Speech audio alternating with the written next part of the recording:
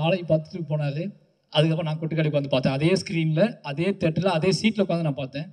அவர் பார்த்துட்டு வாழைய பார்த்துட்டு கட்டி பிடிச்சிட்டு போறாரு. அவர் போனதுக்கப்புறம் நான் கதவ பூட்டிட்டு கொட்டுக்காளி பார்த்தேன். ரொம்ப என்ன சொல்றது? ரொம்ப பெருமையா இருக்கு, சந்தோஷமா இருக்கு. ஏன்னா கொட்டுக்காளிய மறந்துட்டு அவர என்னை கட்டி பிடிச்சதும், நான் வாழைய மறந்துட்டு அவர கட்டி பிடிச்சதும், ரொம்ப ஒரு அ முக்கியமான மேடையா நான் பார்க்குறேன். முக்கியமான விஷயமா பார்க்குறேன். ஏன்னா, அவருக்கு அவ்வளோ ப்ரமோஷன் வேலைகள் இருக்கு. கிட்டத்தட்ட வந்து ரொம்ப நேரமா உட்காந்துட்டு இருந்தாரு. அது எனக்கு ரொம்பவே ரொம்ப சந்தோஷமா இருக்கு. இப்போ சிவகார்த்திகேயன் அவருமே வந்து வாழைய வந்து என்னை கூப்பிட்டோன்னே அதே தியேட்டர்ல தான் ரிலீஸ் ஆகுது 2 படமுமே. அவர் எனக்கு ப்ரமோட் பண்ணி குடுத்துருக்காரு. என்ட்ட பேசி குடுத்துருக்காரு. அ வினோத் அவன் வந்து எங்க சுத்திட்டு இருக்கான்னு தெரியல. வரல. ரொம்ப நிச்சயமாவே எனக்கு ரொம்ப சந்தோஷமா இருக்கு. 2 படமும் ஒண்ணா வருது அப்படிங்கிறதுல வந்து 2 படம் ஒண்ணா டேட் போடும்போதே அடிக்கடி பேசிட்டு இருக்க ஆட்கள் தான் நாங்க. அடிக்கடி பேசிட்டு இருக்க ஆட்களுங்கும்போது வாழை ரிலீஸ் ஆகுதே, பொட்டுக்கல் ரிலீஸ் 2 பேரும் 2 படமும் ஒண்ணா ரிலீஸ் ஆக வேண்டிய படம் அப்படிங்கிற மாரி தோண ஆரம்பிச்சிருச்சு ஒரு கட்டத்துக்கு மேல.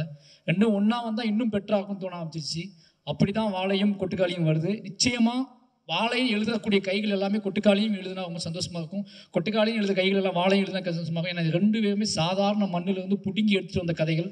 ரொம்ப ரொம்ப அடிப்பட்ட மண்ணுல இருந்து வினோத்துங்கிறவன் இன்னும் வினோத் ராஜ் அப்படிங்கிறவன் இன்னும் என்னை மாதிரியே அவன் இன்னும் புடுங்கி எடுத்துட்டு இன்னும் சொல்லப்படாத கதைகள் நிறைய வச்சிருக்கான். வினோத் அங்கிருந்து புடுங்கி எடுத்துட்டு தான் கொட்டுக்காளியை கொண்டு வந்திருக்கான். யோசிச்சு பார்க்கும்போது இது கோயின்சிடென்ட் மாதிரி தான் நடக்குது. ஆனால் 2 பேருமே நிச்சயமா சொல்கிறேன். அதில் அண்ணனோட நடிப்பு நெல்சன் சொன்னாப்புல, நெல்சன் கொட்டுக்காளியும் பார்த்துட்டாப்புல. இப்போ வாழையை பற்றி நெல்சன் இப்படி பேசினார்ல, கொட்டுக்காளியை பற்றி நெல்சன் பேசினா எப்படி இருக்கும்? யோசிச்சு பாருங்க. நெல்சன் சொன்னாப்புல என்கிட்ட, தலைவா படம் பார்த்தீங்களா கொட்டுக்காளின்னு கேட்டாப்புல. நான் வந்து இல்லை இனிமே தான் பார்க்கணும் அப்படின்னு. இந்த ஆட்டோக்குள்ள ஒரு சீன் நடிச்சிருக்காப்புல சூரி அப்படின்னாப்புல. என்ன என்னாச்சு அப்படின்னா நழுக்கு நழுக்குன்னு மிதிக்கிறாப்புல. அப்போ தான் கூப்பிட்டு கேட்டேன், இது வந்து ஆர்டிஸ்டாக இருக்காதோ ஆட்டோக்குள்ள உட்காந்துக்கிறது ஃபுல்லாக. அதே மாதிரி டைரக்டர் வினோத்தில் கூப்பிட்டு கேட்டேன் ஆர்டிஸ்டான்னு கேட்டால் இல்லை அது எங்கள் ஊர் சொந்தக்காரங்க அப்படின்னாரு. சொந்தக்காரங்களை கூட்டி கூட்டி வந்து மிதிக்கிறது தான் வேலையாகும் 2 பேத்துக்கும் அப்படின்னு கேட்டார். ஏன்னா வாழையிலையும் அதே தான், எல்லா கஷ்டத்தையும் எங்கள் சொந்தக்காரங்க தான் அனுபவிச்சாங்க. அது ஏன்னு அவருக்கு தெரியும். அவ்வளோ மிதிக்க முடியாது அடுத்தவங்கள. இதுனா நம்ம சொந்தக்காரங்களாம் நல்லா மிதிச்சிடலாம்னு சொல்லிட்டு அண்ணன் மிதிக்கிறதே தெரியும்.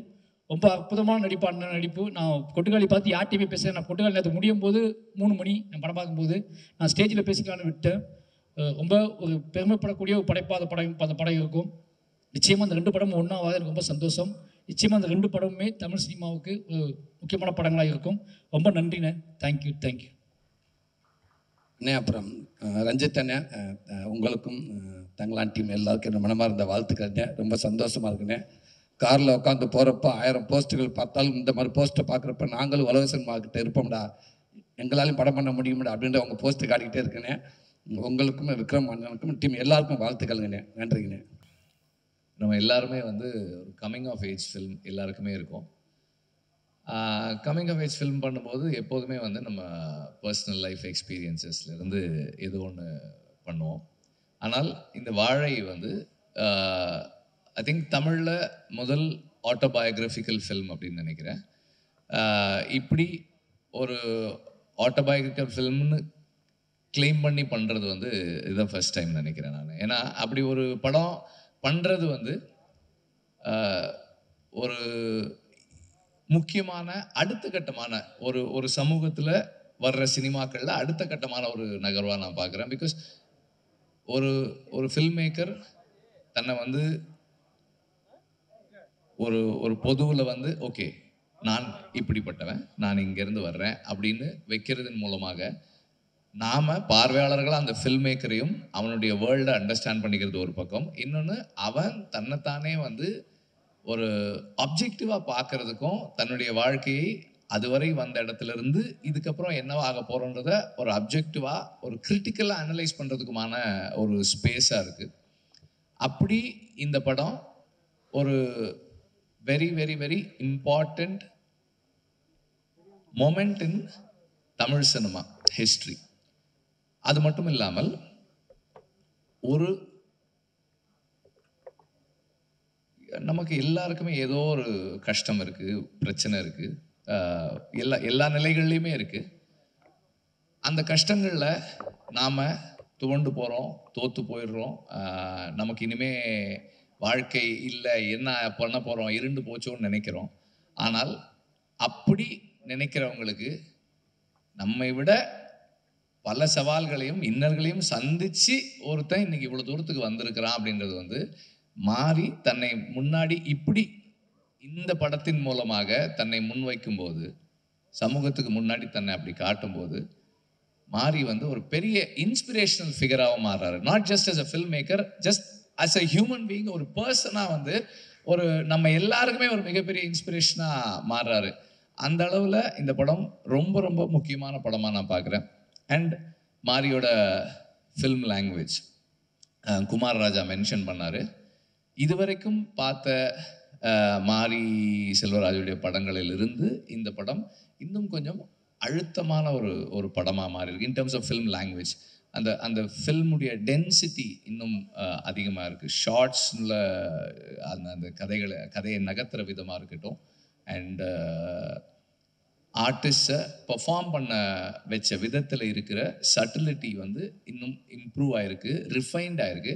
As a film maker also he has evolved. அதுவுமே வந்து ஒரு ஒரு அடுத்த கட்டத்தில் தான் இருக்குது.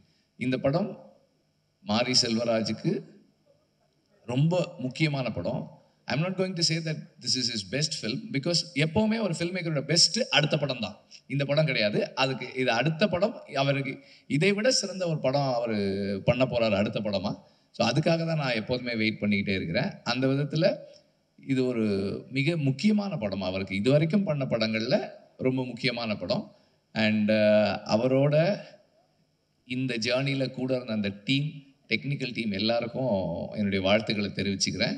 அண்டு நடித்தவங்களுக்கு இது எவ்வளோ ஒரு கஷ்டமான வேலையாக இருந்திருக்கும் அப்படின்றது எனக்கு தெரியும். ஏன்னா கொஞ்சம் ரியலாக எதையாவது எடுக்கணும் அப்படின்னு நம்ம ட்ரை பண்ணோம்னா அது வந்து யார் மேலே அதிகமான தாக்கத்தை ஏற்படுத்தும், நடிக்கிறவங்களுக்கு தான் அது வந்து பெருசாக தெரியுன்றது எனக்கு தெரியும். அதனால் வந்து இந்த படத்தில் நடித்த ஸோ இந்த படத்தில் நடித்தவங்க சின்ன பசங்களாக இருக்கிறதால அவங்களுக்கு இன்னும் சவால்கள் அதிகமாக இருந்திருக்கும். மாறி வந்து அவங்கள வந்து திட்ட இடத்துல திட்டி, கொஞ்சம் இடத்துல கொஞ்சம் எல்லாம் தாஜா பண்ணியிருப்பார். நிறைய திட்டிருப்பாருன்னு நினைக்கிறேன். இன்னும் அவன் அந்த கோவத்திலே தான் இருக்கான் அவன். எனிவே, ஸோ எல்லாருமே ரொம்ப நல்லா பண்ணியிருக்காங்க. ஆல் த ஆக்டர்ஸ் யாருமே வந்து நான் தனியாக, அதாவது எனக்கு யாருமே இவங்க வந்து நடிச்சிருக்காங்க, இவங்க வந்து தனியாக இருக்காங்க, இவங்க எல்லாம் அந்த ஊரை சேர்ந்தவங்க, இவங்க எல்லாம் மெட்ராஸ்லேருந்து கூப்பிட்டு போய் அந்த ஊரில் இறக்கி விட்டவங்கன்னு யாருமே தனியாக தெரியல. எல்லாருமே அந்தந்த கேரக்டர்ஸாகவே இருந்தாங்க. அந்த அளவுக்கு எல்லாருமே சிறப்பாக நடிச்சிருக்காங்க. My best wishes to the whole team. Thank you. நம்மளோட லைஃப்பில் இருக்கக்கூடிய நிறைய இன்சிடென்ட்ஸ் அங்கங்கே படத்தில் எல்லா டிரெக்டர்ஸோட அந்த இன்ஃப்ளூயன்ஸில் வந்துடும். மேபி உங்களுடைய லைஃப்பில் இருக்கக்கூடிய இன்சிடென்ட்ஸ் அங்கங்கே படத்தில் ஏதாவது ஒரு காட்சியில் நிச்சயமாக நாங்கள் பார்த்துருப்போம். பட் அது உங்களது தான் அப்படின்னு கனெக்ட் ஆகாது, பிகாஸ் அதோட ஸ்க்ரீன் பிளே அண்ட் ஸ்டோரி டிஃப்ரெண்ட்டாக இருக்கலாம். மேபி வெற்றிமாறன் சாரோட ஏதாவது ஒரு போர்ஷன் பயோபிக்காக எடுக்கணும் அப்படின்னா, ஐ மீன் இந்த சென்ஸ் லைக் ஒரு ஆட்டோபயோகிராஃபியாக எடுக்கணும் அப்படின்னா வாய்ப்புகள் உண்டா? இல்லை இருக்கு, நிறைய இருந்திருக்கு இல்லையா? நான் ரொம்ப நாளைக்கு முன்னாடியே வந்து அப்படி ஒரு ட்ரை பண்ணோம். பட் அஃப்கோர்ஸ் இந்த மாதிரி இவ்வளவு உண்மையா இல்லை. I wanted to call it a semi-autobiographical film. என்னோட டீன்ஸில் வந்து ஒரு கிரிக்கெட் டோர்னமெண்ட் நடத்த ட்ரை பண்ணோம். அதை வச்சு ஒரு படம் பண்ணணும் அப்படின்னு ட்ரை பண்ணேன். But it is yet to happen. அது still on the process. இல்லை, அது இப்படி ஒரு பயோகிராஃபிக்கல் ஃபில்ம் வந்ததுக்கப்புறம் அதெல்லாம் எதுக்கு எடுத்துக்கிட்டு இல்லை அப்படி இல்லை, வருத்தப்படுற அளவுக்கெல்லாம் ஒன்றும் யாரும் எதுவும் இழந்துடல, அவ்வளோதான். Okay sir, we are expecting, but thank you sir, thank you.